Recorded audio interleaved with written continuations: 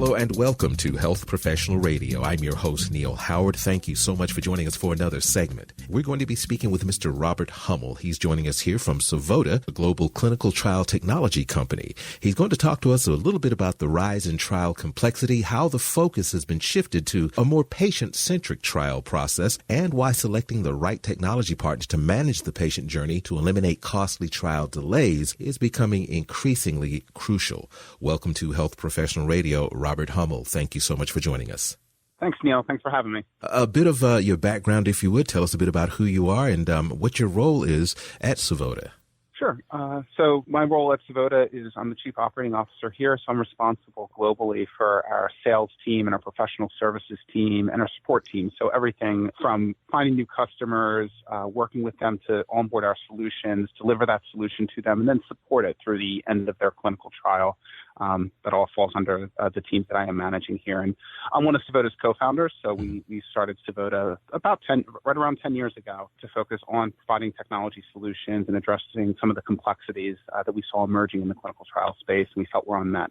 Now, I understand that you've recently launched a kind of a rebranding effort. Is that correct? Yeah, that is correct. Recently rebranded, looking at our 10 years of experience delivering clinical trials, and what we wanted brand to better reflect the solutions that we're bringing to our customers and the ability to address some of the complexities and really highlight how the IRT solution deals with managing the logistics and the complexities of oncology, central nervous system, rare disease, where we do about 70% of the trials that we work on. Mm-hmm. So you're not just into one type of clinical trial. You're into several different types of clinical trials for different types of conditions. Yeah, exactly. So over the past 10 years, we've worked on just over 1,000 different clinical trials across 65 countries, 31,000 different clinical sites have used our software.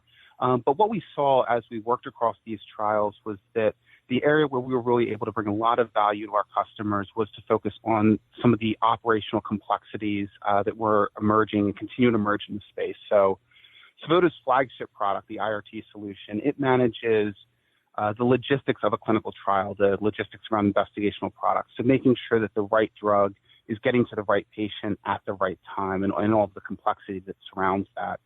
And one of the things we saw over the past 10 years is that about 70% of the studies that we worked on, out of that 1,000 studies, have been in the areas of oncology, rare disease, central nervous system, because they have specific complexities that need to be addressed, whether it's multiple different dosing calculations, multiple products that are being studied alongside the pharmaceutical company's products, whether they're adjuvant therapies or the comparators that they're comparing their drug to, and managing the different temperature control requirements for those products, managing different country labeling or country sourcing strategies that they have. So there's a lot of complexity that goes into that really drove the need for a more dynamic software product that would help these pharmaceutical companies and biotech companies manage that logistics and the supply chain.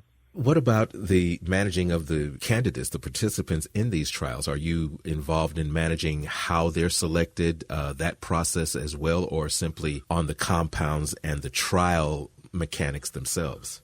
Our flagship product that we started with 10 years ago, the Savota IRT solution, it manages the randomization of the patients into the clinical trial. So in a clinical trial, in a simple example, patients get active or they get placebo, not the drug, but gives them a comparison in the experiment to see how their drug is working. And then there's more complexities that can happen around that. That's the most basic approach. Our system will manage the selection of those treatment arms based on an algorithm that we developed with a study statistician and assign the patient to the correct treatment arm in the trial. So that's the interaction that the IRT has with the patient. And then as the trial progresses, that patient may need to change their dose. They may need to switch to a different treatment arm, anything depending on the actual clinical study.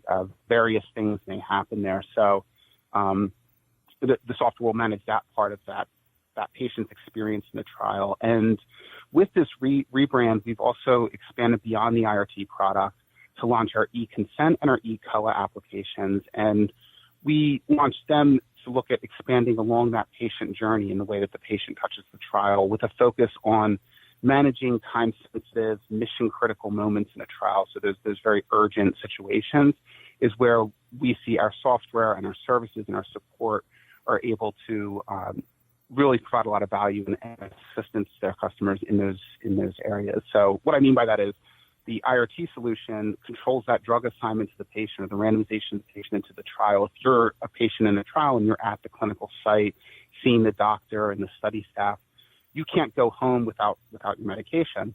And so if there is a question or something needs to be resolved with our software, we need to respond to that very quickly to make sure that that experience is frictionless for the patient. They can get the drug that they need and go on with their day without any delay. And the other products that we're branching into bring that similar characteristic, the e-consent controls, making sure the patient understands what's going to happen to them in the trial. And nothing else can happen before that is completed. So that needs to go seamlessly, smoothly, and make sure the patient really understands the clinical trial inside and out, understands what they're signing up for. And on the eCOA side, we're collecting the patient's response data for that trial. So in the example of a pain study, how much pain are you feeling after you take your medication? And then that'll be collected at certain time points. So again, it's very critical to get that data at the right time point. So really looking at those time-sensitive, urgent moments when we've built out our platform and expanded into the eTele and the e-consent area was a real focus for us.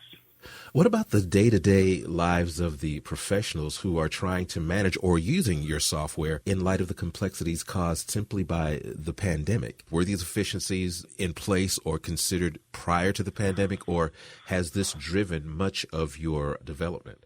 I think the pandemic really accelerated trends that were in place well before the pandemic. So the complexity of operationally running a global clinical trial and the complexity in the trial designs themselves, we've seen that evolving over the past 10 years, where companies are trying to answer more questions within a single trial and adding more layers of complexity around the various products being studied and the drug being studied. And that just increases the complexity of the people running that trial, increases the complexity of their jobs, and that's where we're trying to help with our software and our solutions. And then the patient centricity, the conversation around that again was a topic before the pandemic. How do we make it easier for patients to participate in trials? How do we explore using technology more heavily in a clinical trial to allow certain things to happen virtually, where these patients don't need to go to the doctor's site for every visit or every assessment? What can happen through telehealth or through other virtual solutions like our eTele product, where Savota enables the patient to collect that data remotely. They don't need to be on site to input some of that data.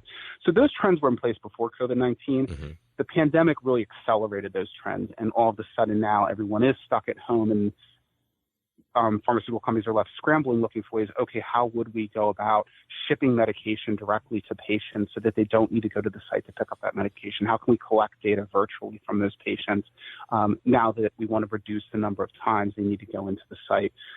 So it accelerated those trends. Those were things that we were doing before. We were already, prior to the pandemic, exploring direct-to-patient shipping with some of our customers to just make the participation in trial frictionless, easier, reduce the number of patient visits. Once COVID-19 happened, we really saw a huge uptick in the number of customers looking at that, interested in that, and wanting to explore it. So I think overall it accelerated trends that were already in place. Give us a website where we can learn more about what's developing there at Savota. And if there's anything that you'd like to add, go ahead and let us in on that.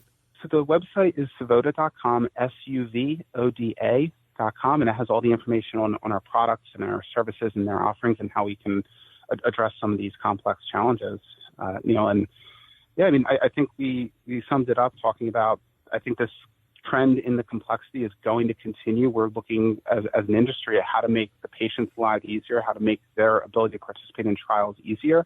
And at the same time, studying these very complex disease areas like oncology, it's going to create a lot of this back-end logistical complexity that our customers need to manage. And looking at software tools like Savota and making sure you have the right tools in place to manage that and manage it seamlessly and address the urgent issues that are always going to come up in a clinical trial is really important to prevent any delays and make sure that we're getting the medications to market. Robert, it's been a pleasure speaking with you. Thank you so much for taking the time this morning here on Health Professional Radio. Great. Thanks a lot for having me, Neil. You've been listening to Health Professional Radio. I'm your host, Neil Howard, in conversation with Robert Hummel, Chief Operating Officer at Savota.